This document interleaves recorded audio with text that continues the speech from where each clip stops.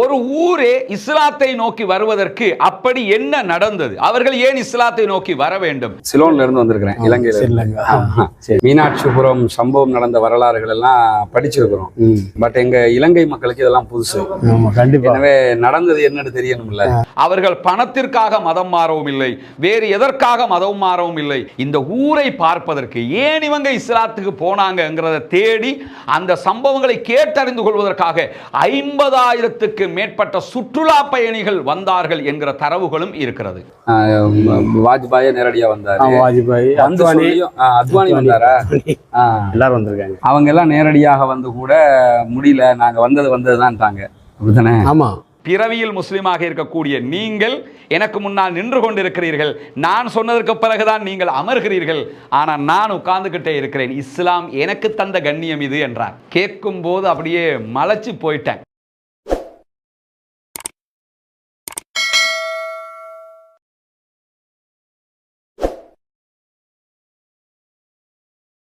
அன்பிற்கினிய சகோதர சகோதரிகளே, நம் அனைவர் மீதும் ஏக இறைவனுடைய அமைதியும் கருணையும் உண்டாகட்டுமாக.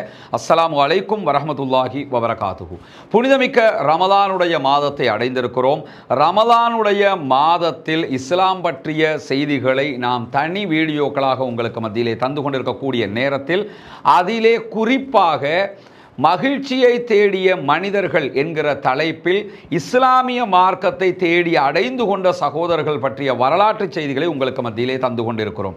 அதிலே நேற்றைய தினம் இஸ்லாம் எப்படி உலகம் முழுவதும் வியாபித்து கொண்டிருக்கிறது என்கிற செய்திகளை பார்த்திருக்கிற அதே நேரம் இன்றைக்கு நம்ம பார்க்க இருக்கக்கூடிய செய்தி மிக ஒரு வித்தியாசமான, அதிர்ச்சியை உண்டாக்கக்கூடிய, மாபெரும் பரபரப்பை உண்டாக்கிய ஒரு செய்தியாகவும் இருக்கிறது. அது என்ன செய்தி என்று சொன்னால், இஸ்லாத்தை நோக்கி ஆங்காங்கே தனி மனிதர்களாக பல பேர் வருவதை நீங்கள் பார்த்திருப்பீர்கள். பிரபலமானவர்கள் வருகிறார்கள், அன்பாப்புலாரிட்டியில் இருக்கக்கூடியவங்க வர்றாங்க, கல்வியலாளர்கள் வருகிறார்கள், சாதாரண மக்கள் வருகிறார்கள் என்று தனித்தனி மனிதர்களாக ஆங்காங்கே குடும்பங்களாக கூட வருவதை நீங்கள் பார்த்திருப்பீர்கள். ஒரு ஊரே ஒரே நேரத்தில் இஸ்லாத்தை ஏற்றுக்கொண்டு இஸ்லாமியர்களாக மாறி முழு நாடும் ஒன்று திரண்டு நீங்கள் மீண்டும் பழைய இடத்திற்கே வர வேண்டும் என்கிற கோரிக்கையை வைத்தும் கூட, பல அழுத்தங்கள் கொடுத்தும் கூட, பல வரப்பிரசாதங்களை கொடுப்பதற்கு தயாராக இருந்தும் கூட முடியாது, நாங்கள் ஏற்றுக்கொண்டது தான், மீண்டும் பின்னால் வரமாட்டோம் என்று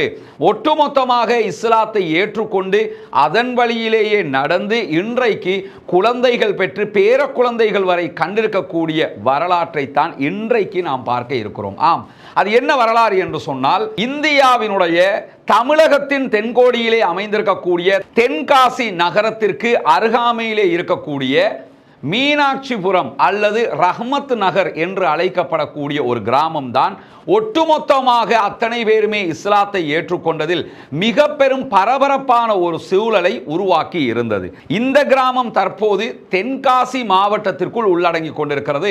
அவர்கள் இஸ்லாத்தை ஏற்றுக்கொள்ளுகிற நேரத்தில் திருநெல்வேலி மாவட்டமாகத்தான் அது அறியப்பட்டது.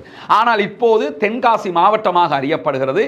அந்த கிராமத்திற்கு நேரடியாகவே நாமும் சென்று அங்கு இஸ்லாத்தை ஏற்றுக்கொண்ட சகோதரர்களுடைய பிரதிநிதியாக இருக்கக்கூடிய பள்ளிவாயல் தலைவர் கலந்து பேசிய வீடியோக்கள் பின்னால் ஒளிபரப்ப இருக்கிறது. அதனையும் நீங்கள் பார்க்க முடியும். அதிலே நாம் சந்தித்த சில நெகிழ்வான நிகழ்வுகளையும் இப்போது பகிர்ந்து கொள்வதற்கு முன்பதாக, ஒரு ஊரே இஸ்லாத்தை நோக்கி வருவதற்கு அப்படி என்ன நடந்தது? அவர்கள் ஏன் இஸ்லாத்தை நோக்கி வர வேண்டும் என்கிற கேள்வி மிக பிரதானமானது. குறிப்பாக இஸ்லாத்தை ஏற்றுக்கொண்ட அந்த சகோதரர்கள் அதற்கு முன்பதாக தலித்துகளாக அறியப்பட்டவர்கள்.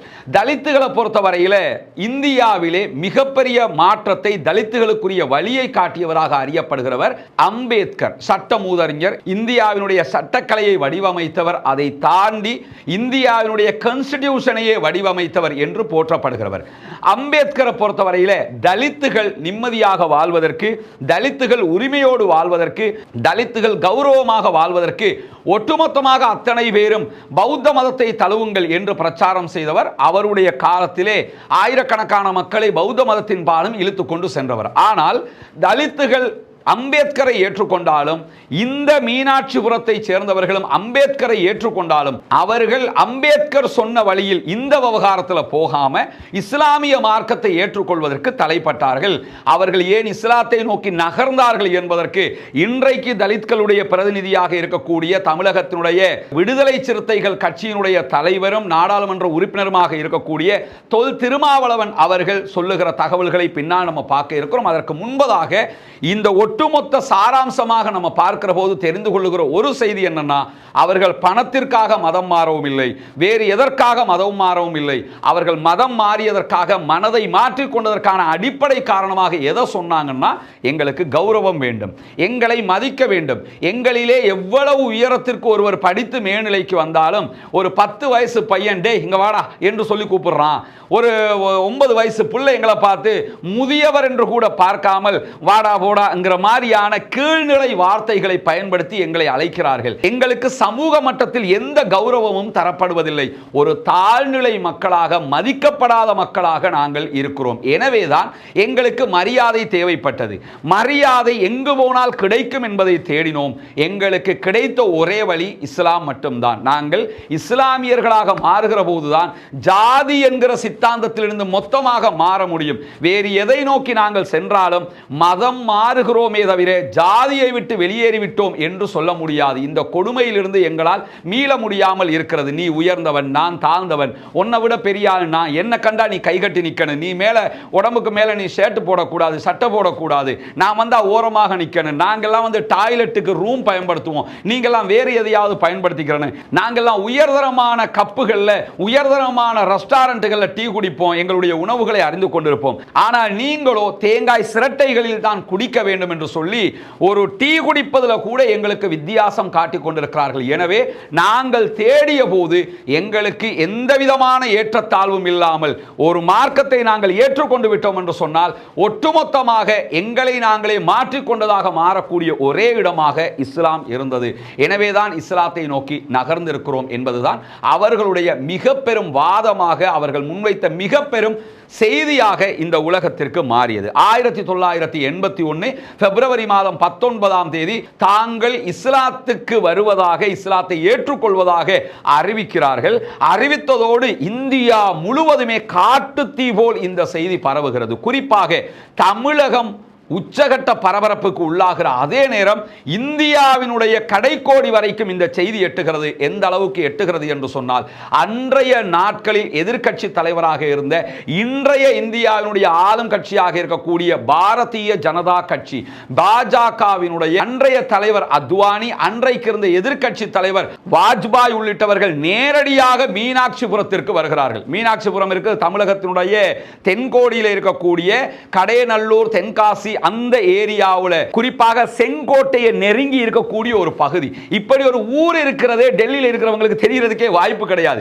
ஆனா இந்த சம்பவம் நடந்ததோட டெல்லியில இருந்து வாஜ்பாய் நேரடியாக வருகிறார். வருவது மட்டுமல்ல, கிட்டத்தட்ட 1.5 கிலோமீட்டர்கள் அவர் நடைபவனியாக மீனாட்சிபுரத்துக்குள் நுழைகிறார். இவர்களோடு சேர்த்து பாஜகவினுடைய மிக மூத்த தலைவர்களில் ஒருவராக செயல்பட்ட நானாஜி தேஷ்முக் அவர்களும் அந்த இடத்திற்கு வருகை தருகிறார்கள்.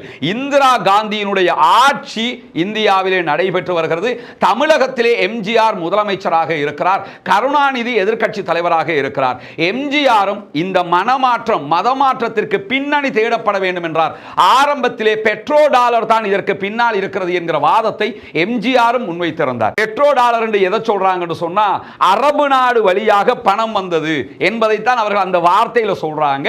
எனவே பெட்ரோ டாலர் இதற்கு பின்னாடி இருக்கிறது என்று பாஜக சொன்னது, பாஜகவினுடைய மூத்த தலைவர்கள் சொன்னார்கள். அதே போன்று தமிழகத்தின் முதலமைச்சராக இருந்த எம்ஜிஆர் சொன்னார். பிற்பட்ட நாட்களில் தமிழகத்தின் முதலமைச்சராக தேர்ந்தெடுக்கப்பட்ட ஜெயலலிதா கூட மதமாற்ற தடை சட்டம் என்றொன்றை கொண்டு வருவதற்கான ஏற்பாடுகளை செய்ததும் இந்த அடிப்படையில் தான். இந்த நேரத்தில் இந்த மனமாற்றம் தொடர்பாக மிக தெளிவான கருத்தை முன்வைத்தவர் கலைஞர் கருணாநிதி மாத்திரம்தான் என்றுதான் வரலாறு சொல்லிக் கொண்டிருக்கிறது. அவர் என்ன சொன்னார்னா, இதுக்கு பின்னாடி எந்த பெட்ரோ டாலரும் கிடையாது, இதற்கு பின்னாடி எந்த அரபு நாட்டு பணமும் கிடையாது. அவர்களுடைய மனமாற்றத்திற்கு பின்னால் இருப்பது அவர்களுடைய கௌரவம், அவர்களுடைய மரியாதை, அவர்கள் தேடுகிற சுதந்திரம் தான் அதற்கு பின்னால் இருக்கிறது. எனவே சுதந்திரத்திற்கு வழிவிடுங்கள் என்றார் கலைஞர் கருணாநிதி. இப்படி முழு நாடுமே பரபரப்புக்குள்ளாகியது மட்டுமல்லாமல் நேரடியாக களத்திற்கு வந்த வாஜ்பாய், அத்வானி போன்றவங்க என்ன சொன்னாங்கன்னா, மீண்டும் எங்களுடைய வழிக்கே நீங்கள் வந்து விடுங்கள், நீங்க எங்க இருந்தீங்களோ அங்க வந்துருங்க, உங்களுக்கு தேவையான பாதைகளை போட்டு தருகிறோம், வீடுகளை கட்டி தருகிறோம், பாடசாலைகளை அமைத்து தருகிறோம்,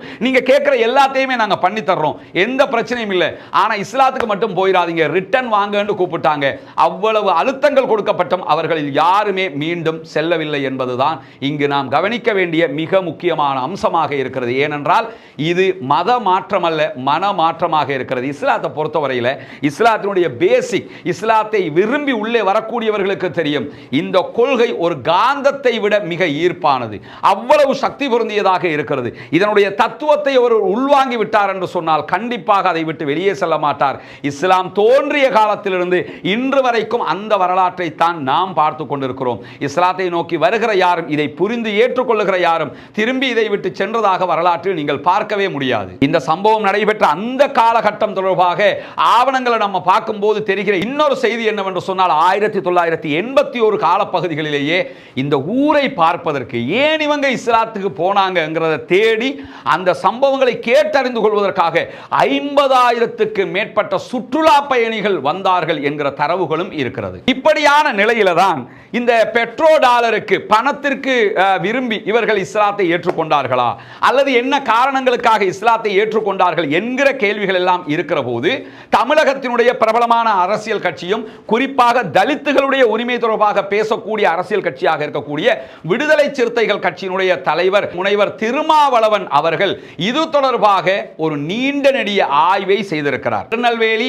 மனோன்மணியம் சுந்தரனார் பல்கலைக்கழகத்திலே அவர் முனைவர் பட்டம் எடுத்தார். இந்த முனைவர் பட்டத்திற்காக 2002ஆம் ஆண்டில் அவர் பதிவு செய்திருந்தாலும் பல காலங்கள் எடுத்து தான் முனைவர் பட்டத்தை அவர் பெற்றுக் கொண்டிருந்தார். இதற்காக அவர் தேர்வு செய்த தலைப்பு என்னன்னு சொன்னா, இந்த மீனாட்சிபுர மனமாற்றம் எதனால் நடைபெற்றது, அதற்கான பின்னணி என்ன என்பதுதான் அவர் தேர்வு செய்த தலைப்பு.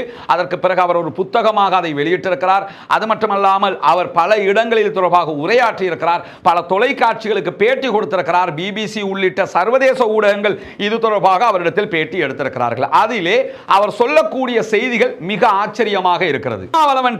பத்திரிகையாளர்கள் என்ன கேட்கிறாங்கன்னா, நீங்க அம்பேத்கர் தலைவராக ஏத்துக்கிறீங்க, அம்பேத்கர் பௌத்த மதத்தை ஏற்றுக்கொள்ள சொன்னார், அம்பேத்கரை தலைவராக ஏற்றுக்கொண்ட மீனாட்சிபுரம் மக்கள் மாத்திரம் அம்பேத்கர் வழியில் பௌத்தத்திற்கு செல்லாமல் இஸ்லாத்திற்கு ஏன் சென்றார்கள் என்று கேட்கும்போது, அந்த கேள்விதான் இந்த ஆய்வை உண்டாக்கியது எனக்குள்ளும் என்கிறார். நான் இதை தேடணும் என்று எனக்கு ஆசை வந்ததுக்கு காரணம் என்னன்னா, அம்பேத்கர் வழியில போகாம ஏன் இவங்க வேறு வழியை தேர்வு செஞ்சாங்கிறது எனக்கு ஏற்பட்ட முதலாவது கேள்வி. இரண்டாவது கேள்வி என்னன்னா, இஸ்லாமியர்கள் திட்டமிட்டு தலித்துகளை மதமாற்றம் செய்கிறார்கள் என்கிற ஒரு குற்றச்சாட்டு பரவலாகவே முன்வைக்கப்படுகிற நேரத்தில் அது உண்மையா என்பதை நானே கண்டறிய வேண்டும் என்று நினைத்தேன். அதற்காகவும் இந்த ஆய்வை நான் தொடர்ந்தேன் என்கிறார். இதை சொல்லிவிட்டு திருமாவளவன் என்ன சொல்றாருன்னா, உண்மையிலேயே நான் ஆய்வு செய்து பார்க்கும்போது மீனாட்சிபுரத்தை சேர்ந்த 180 குடும்பங்கள், முழு ஊருமே மதத்தை மாறி இஸ்லாத்தை ஏற்றுக்கொண்டு மீனாட்சிபுரம் என்பதையே ரஹ்மத் நகர் என்று ஊர் பேரை கூட மாற்றிக்கொள்ளுகிற அளவுக்கு சென்றதற்கான காரணம் பெட்ரோல் டாலர்கள் கிடையாது, அதற்கு பின்பதாக அரபு நாட்டு பணம் கிடையாது, எந்த வற்புறுத்தலும் கிடையாது, யாரும் அவர்களை வற்புறுத்தி இஸ்லாத்தை ஏற்றுக்கொள்ளும்படி தூண்டவும் கிடையாது, எந்த விதமாக நான் நினைத்த காரணங்களும் கிடையாது. உண்மையாகவே அவர்கள் தங்களுடைய மரியாதையை தேடி இருக்கிறார்கள். மதத்தை மாற்றிக்கொண்டாலும் ஜாதியை மாற்ற முடியாமல் இருக்கிறது. எனவே ஜாதியும் சேர்ந்து இல்லாதொழிந்து நாங்கள் மனிதர்களாக மாற வேண்டும், வாழ வேண்டும் என்கிற ஆசை மட்டும்தான் அவர்களுக்குள் இருந்தது. அதற்கான தேடுதல் தான் அவர்கள் இஸ்லாத்தை நோக்கி நகர்ந்தது என்கிறார் திருமாவளவன் அவர்கள். திரும்பவும் பத்திரிகையாளர்கள் திருமாவளவன் கேட்கிறாங்க, அம்பேத்கர் எல்லாரையும் பௌத்தத்துக்கு தானே போக சொன்னாரு, இவங்க இஸ்லாத்துக்கு போயிருக்கிறாங்களே என்று சொல்லும் போது அதற்கு சட்டென திருமாவளவன் சொன்ன பதில் தான், இஸ்லாத்தில் மாத்திரம் தான் ஜாதியை தொடர முடியாது. ஒருத்தர் இஸ்லாத்துக்கு போயிட்டாரா நீ என்ன ஜாதி என்று கேட்டா தெரியாது, அவர் யாரு என்னங்கிறதே தெரியாது. பள்ளிவாசலுக்கு தொலை போறோம், பக்கத்துல லுகருக்கு யாரு நின்று தொழுதாங்கிறது நமக்கே தெரியாது, ஃபஜ்ருக்கு யாரு நின்று தொழுதாங்கிறது நமக்கே தெரியாது. ஆட்சியாளனாக இருந்தாலும் அந்த நாட்டினுடைய குடிமக்களாக இருந்தாலும் காலோடு கால் கால் சேர்த்து தோளோடு தோள் நின்று தொழுகையை நிறைவேற்றி விட்டு வெளியே வருகிறோமே தவிர நீ யாரு நான் யாருங்கிற எந்த வித்தியாசமும் கிடைக்கிறது இல்லை. எனவே இதை அந்த மக்கள் விரும்பி இருக்கிறார்கள் என்கிறார் திருமாவளவன். இந்த இடத்துல ஒரு சர்ச்சையான ஒரு கேள்வியும் எழுப்பப்படுகிறது. என்னன்னா, திருமாவளவன் கேட்கிறாங்க, என்னன்னா அவங்க இஸ்லாத்தை ஏத்துக்கிட்டாலும் நாட்டு சட்டம் அவர்களுக்கு கிடைக்கக்கூடிய வரப்பிரசாதங்கள் அடிப்படையில் பிற்படுத்தப்பட்டவர்களாகத்தானே அவர்கள் பார்க்கப்படுவார்கள். கல்வி வேலை வாய்ப்புகள்ல அவங்களுக்கு இடஒதுக்கீடு கொடுக்கிற நேரத்தில் அவர்கள் பிற்படுத்தப்பட்ட இடத்துல தானே வச்சு பார்க்கப்படுவாங்க என்று சொல்லும் போது, ஆமா இப்ப அரசாங்கம் அப்படித்தான் அவங்களை பார்க்கும். அவர்களுக்கு அதனால லாஸ் தான், நஷ்டம் தான். இருந்தாலும் தங்களுக்கு வேலை கிடைக்காவிட்டாலும் பரவாயில்லை, கல்வியில் வாய்ப்பு கிடைக்காவிட்டாலும் பரவாயில்லை, கௌரவம் முக்கியம், மனிதன் மனிதனாக மதிக்கப்பட வேண்டும் என்று நினைத்துத்தான் போனார்கள். அதுதான் அவர்களுடைய லட்சியம் என்று மீண்டும் மீண்டும் வலியுறுத்துகிறார் திருமாவளவன். திருமாவளவனுடைய இந்த ஆய்வறிக்கைக்கு அவர் வைத்திருக்கக்கூடிய பெயர் mass religious conversion of Meenakshipuram. இந்த ஆய்வறிக்கையில தான் மேல நம்ம சொல்லக்கூடிய எல்லா தகவலையும் திருமாவளவன் சொல்லும் போது ஒரு அழகான ஒரு வாசகத்தை ஒரு இடத்துல விவரிக்கிறார். என்ன சொல்றாருன்னு சொன்னா, there is no significant change in their economic condition. அவர்களுடைய பொருளாதார விவகாரத்தில் அவர்கள் இஸ்லாத்தை ஏற்றுக்கொண்டதினால் எந்த ஒரு மாற்றமும் ஏற்படவில்லை. எல்லாரும் சொல்றாங்களா காசுக்கு மதம் மாறினாங்க, காசுக்கு மதம் மாறினாங்கங்கறாங்க. ஆனா அவங்க மதம் மாறினதுனால அவங்க யாருமே முதலாளி ஆகல, பணக்காரன் ஆகல, பெரிய செல்வந்தர் ஆகல, கோடான கோடிக்கு லட்சாதிபதி ஆகல, எதுவுமே நடக்கல. எனவே அவங்க பணத்துக்காக மதம் மாறல என்று சொல்லி இன்றைக்கும் தலித்தாக இருக்கக்கூடிய, இன்றைக்கும் தலித்துகளின் பிரதிநிதியாக இருக்கக்கூடிய, இன்றைக்கும் திருமாவளவன் முஸ்லிமாக இல்லை, அவர் செய்த ஆய்விலேயே இதை சொல்லி இருக்கிறார் என்பது இங்கே மிக முக்கியமாக நாம் கவனிக்க வேண்டிய ஒன்றாக இருக்கிறது.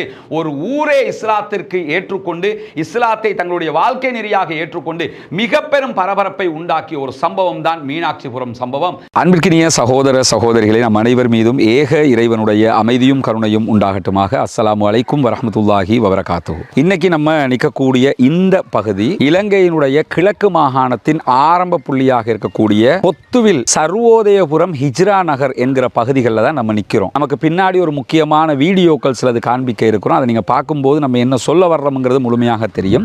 குறிப்பாக இந்த ஊருக்கு நம்ம கடந்த சில நாட்களாக கிழக்கு மாகாணத்தில் ஏற்பட்ட வெள்ள நிவாரணம், அதற்கு பிறகு பாடசாலை மாணவர்களுக்கான உதவி என்று சொல்லி வேலைகளுக்காக நம்ம வருகிற போது, சமூக பணிகளுக்காக வருகிற போது பல சந்தர்ப்பங்களில் இங்கே அவதானிச்ச ஒரு விவகாரம் என்னன்னு கேட்டால், இங்கே இருக்கக்கூடிய சில சகோதரர்கள் இருக்கிறாங்க. அவங்க இஸ்லாத்தை புதிதாக ஏற்றுக்கொண்டவர்கள், முஅல்லஃபத்துல் குலூப் என்கிற வட்டத்துக்குள் வரக்கூடியவர்கள். ஆனால் அவங்களுடைய நிலையை நம்ம பார்த்தோம்னு சொன்னால் சகிக்க முடியாத, ஏற்றுக்கொள்ள முடியாத அளவுக்கு அவர்களுடைய பொருளாதாரம் ரொம்ப மந்தகதியில் இருக்கக்கூடிய ஒரு நிலையை பார்க்க முடியும். இங்கே அவங்க வாழக்கூடிய வீடுகளாக இருந்தாலும் சரி, அவர்களுடைய வாழ்க்கை முறைகளாக இருந்தாலும் சரி, ஆக அடிமட்டத்தில் இருக்கக்கூடியதை தான் நம்ம கவனிக்க முடிஞ்சது. அந்த அடிப்படையில் நீங்கள் பார்த்தீங்கன்னா அவங்க வாழக்கூடிய சில வீடுகள் பிறருடைய வீடுகளில் வாழ்கிறாங்க.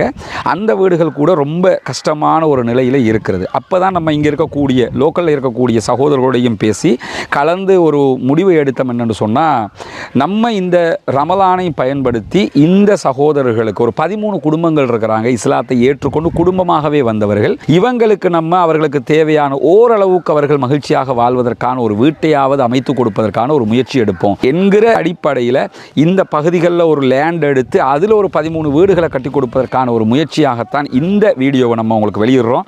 இன்ஷா அல்லாஹ் இந்த அடிப்படையில் அவர்களுக்கான இந்த உதவிகளை நீங்கள் பண்ணுறதுக்கு தயாராகிற போது ரமலானில் கண்டிப்பாக அது அவர்களுக்கு ஒரு மிக பெரும் பாக்கியமாக, மிக பெரும் அருளாக அமைந்துவிடும் என்பதில் மாற்று கருத்தில்லை. ஜக்காத்து 8 கூட்டத்தாருக்கு பெற முடியும் என்று திருமறை குர்ஆன் நமக்கு சொல்லுகிறது. அதிலே ஒரு கூட்டத்தார் முஅல்லஃபத்துல் குலூப், உள்ளங்கள் ஈர்க்கப்படுகிறவர்கள் என்று திருமறை குர்ஆன் சொல்கிறது.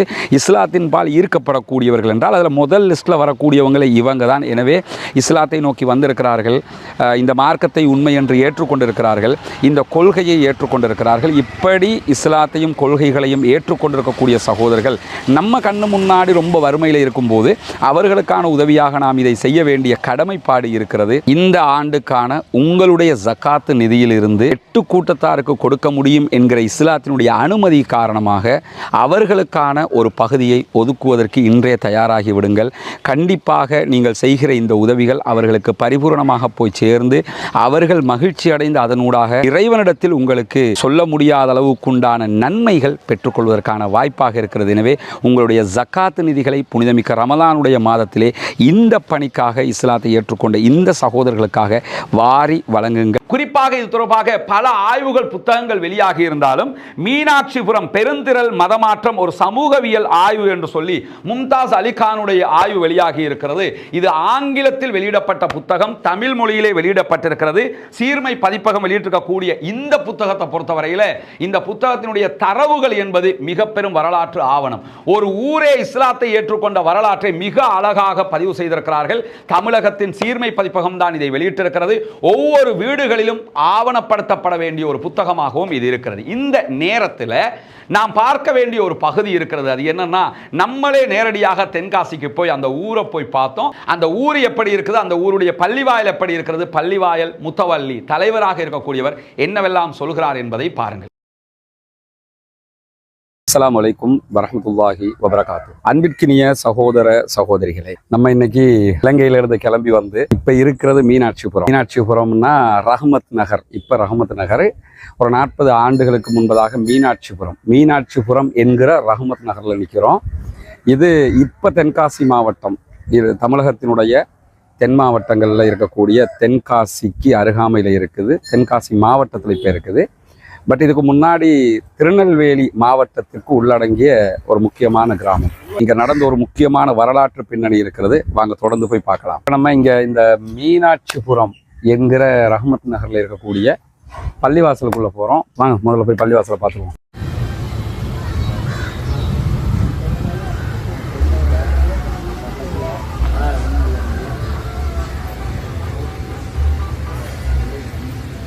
மீனாட்சிபுரம் என்கிற ரஹ்மத் நகர்ல பள்ளிவாசல் தலைவரை சந்திச்சிருக்கிறோம். தலைவர் பேரு அப்துல் அஜீஸ்.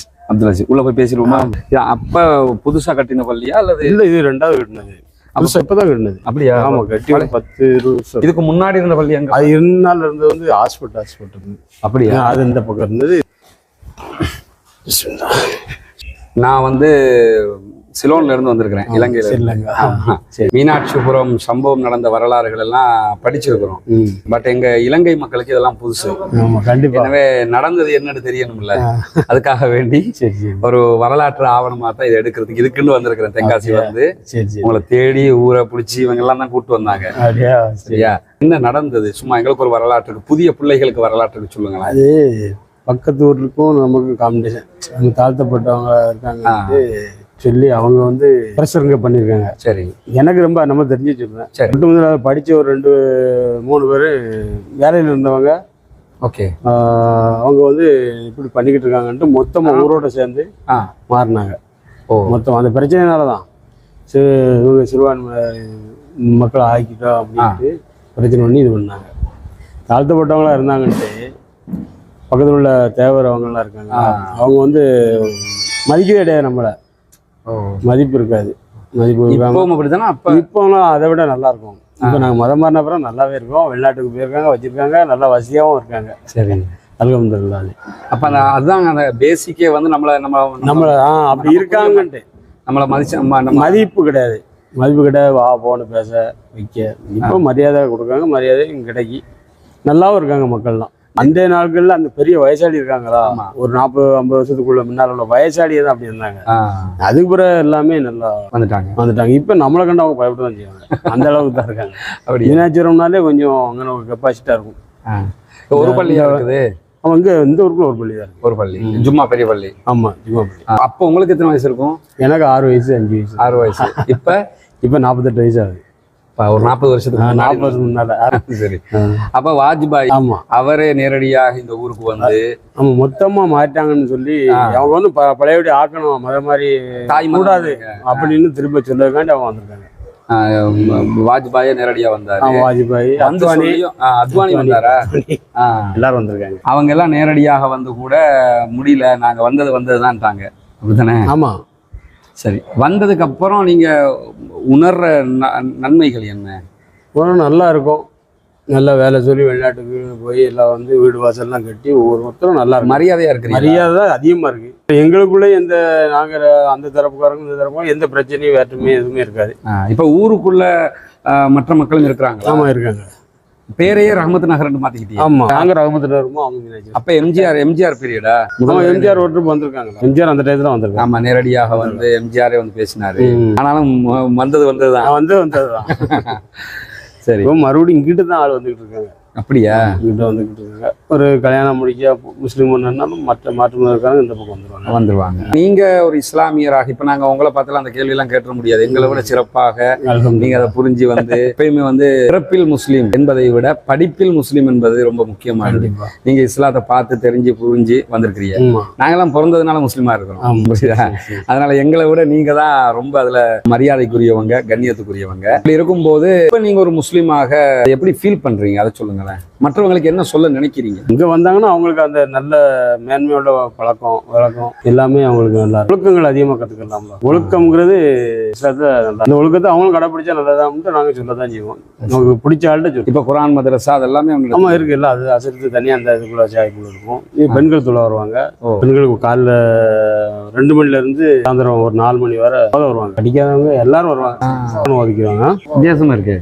டெய்லி உண்டா? ஆமாம் டெய்லி உண்டு. டெய்லி 2 மணிக்கு மேலே 4 மணி. சூப்பர் திட்டம். அருமையான ஒரு திட்டத்தை நடைமுறைப்படுத்திருக்கிறீங்க. அளவு நல்லா ஓதுறாங்க. வயசாளியும் நல்லா ஓதுறாங்க. இப்போ நம்ம மீனாட்சிபுரம் பள்ளிவாசல், அதாவது ரஹமத் நகர் பள்ளிவாசலுக்குள்ள வந்திருக்கிறோம். இதுதான் ரஹமத் நகர் பள்ளிவாசலுடைய மிம்பரு. பள்ளிவாசலை தான் நீங்கள் பார்க்குறீங்க. 40 ஆண்டுகளுக்கு முன்னாடி ஏற்பட்ட ஒரு மாற்றம் இன்னைக்கு ரொம்ப சூப்பராக அந்த மக்கள் நடந்து வர்றாங்க. குரான் நபி வழி பிரகாரம் அவங்களுடைய லைஃப்பை கொண்டு போகிறாங்க.